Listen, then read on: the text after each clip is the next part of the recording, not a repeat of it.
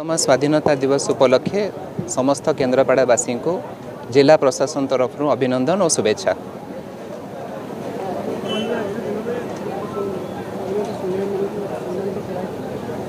आज ये जिला स्तरीय कार्यक्रम रे समस्त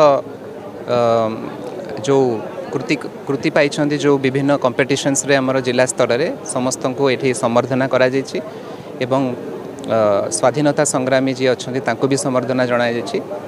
ता सहित जो अधिकारी वृंद माने तांको कार्य रे बहुत भलो करिसंती तांको भी संबर्धना करा जायछि।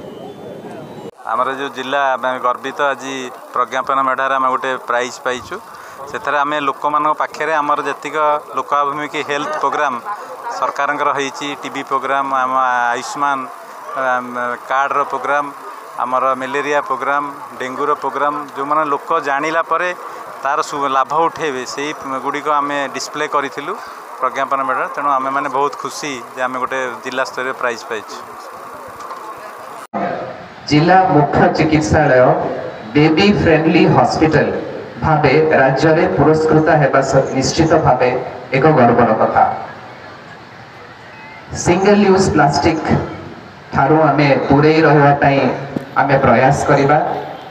प्रिय बंधुगण, केवल सरकारी प्रयास रे एही समस्यार समाधान संभव नुहे।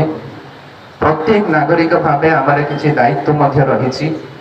व्यक्तिगत स्तर प्लास्टिक व्यवहार यथा संभव कमेवा। एक पेड़ माँ के नाम वृक्षरोपण अभियान आसंता सेप्टेम्बर मासरे आयोजित हेबाकु जाउछि।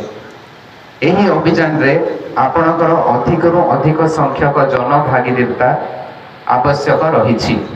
आसंतु एही विशाल वृक्षरोपण कार्यक्रम को सक्रिय भावे शामिल करिबा एवं पृथ्वी माँ को प्रदूषण मुक्त एवं सबुज बलय रे परिणत करिबा।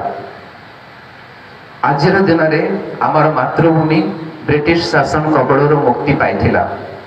तेणु यही दिन आम मानक पई आत्मसमीक्षार दिन, स्मृति और संकल्पर दिन। आसंतु देश प्रेम उद्बोध होई देश पाई निजको अर्पण करिबा।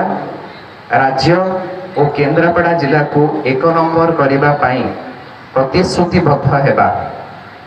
ओडिया अस्पताल पुनरुद्धार पाई संकल्पबद्ध हेबा।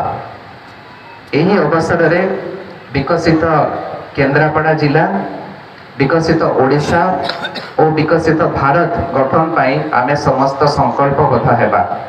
आसंतु आजिर पवित्र दिवस रे शपथ नेबा। देश और संविधान प्रति आमर प्रतिबद्धता को पुणी थरे दोहराई देश पाई निजको उत्सर्ग करिबा। एही आजिर आह्वान और अनुचिंता।